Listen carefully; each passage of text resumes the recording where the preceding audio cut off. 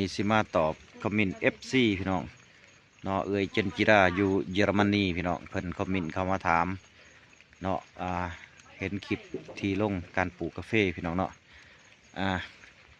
เดินก็ขอบอกขอบใจน้ำ FC เนาะถือว่าภายในและก็ต่างประเทศคือกันพี่น้องเนาะที่เขามาเยี่ยมมาชมกี่ปีติดลูกคนว่านะเนาะคุณก็คือสิมันว่าแปลคำเล่าฮอกก็คือว่าปลูกกาแฟนี่จักปีมันเป็นหมากขนาดพี่น้องเนาะความหมายเนาะอันนี้เป็นพี่น้องพังไทยแลนด์พี่น้องแต่ว่าเพิ่นไปอยู่เยอรมันเนาะอันนี้สิมาตอบไปร่วมๆพี่น้องเนาะแล้วก็ท่านใดที่พวกท่านเคยหูเคยเห็นก็ดีเนาะก็สิตอบให้ฮู้จักพี่น้องการปลูกกาแฟเด้อพี่น้องเด้อกาแฟมันมีหลายชนิดพี่น้องเนาะแต่ว่าพื้นที่ของบ้านเมืองเฮานี่พี่น้องจะเป็นเมืองปากซองแข่งจำปาสักเนาะพี่น้องเนาะเป็นพื้นที่ที่เหมาะสมกับการปลูกกาแฟทุกชนิดพี่น้องเนาะแล้วก็มันจะมาแยกบางจุดบางส่วนคือกันพี่น้องแล้วมันจะมีบอนอากาศเนาะบอนผักส่วนกับอากาศกลางอากาศร้อนอากาศหนาวเป็นสันนะพี่น้องเนาะถ้าอยู่จุดเขตที่เราอยู่มันเหมาะสมกับกาแฟทุกชนิดพี่น้องเนาะยกตัวอย่างคือกาติโมเด้อพี่น้องเด้อกาติโมนี่สวนเท่านี่ปลูกไป2 ปีพี่น้องเนาะ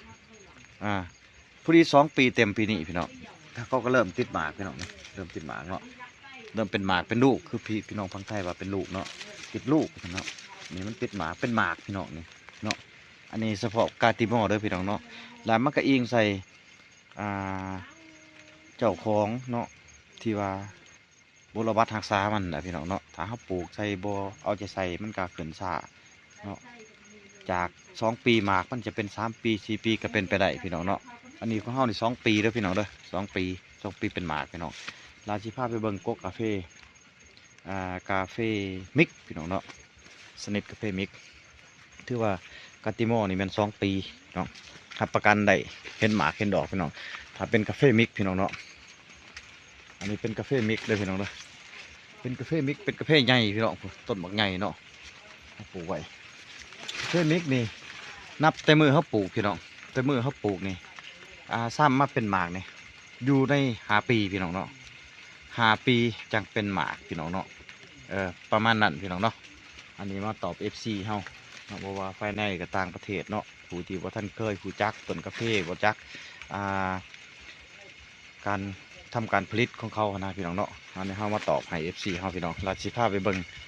กาแฟอันนั้นพี่น้องกาแฟโรบัสต้านะพี่น้องเนาะกาแฟโรบัสต้าพี่น้องเนาะกาแฟโรบัสต้านี่นับแต่เฮาปลูกพี่น้องนับแต่เขาเริ่มปลูกลงดินเขานับเอาโลดว่า3 ปีพี่น้อง3 ปีนี่เขาจะหมากพี่น้องเนาะ3 ปีเขาจะดอกเขาจะหมากถ้าปีที่4เด้อเขาจะหมากโทมเลยพี่น้องเด้อหมากโทมลายเลยพี่น้องเนาะอันนี้เป็นกาแฟโรบัสต้าพี่น้องกาแฟกลางเนาะอันนี้ก็มาตอบ FC เฮาเนาะพี่น้องเนาะอยู่ทางเยอรมนีเนาะ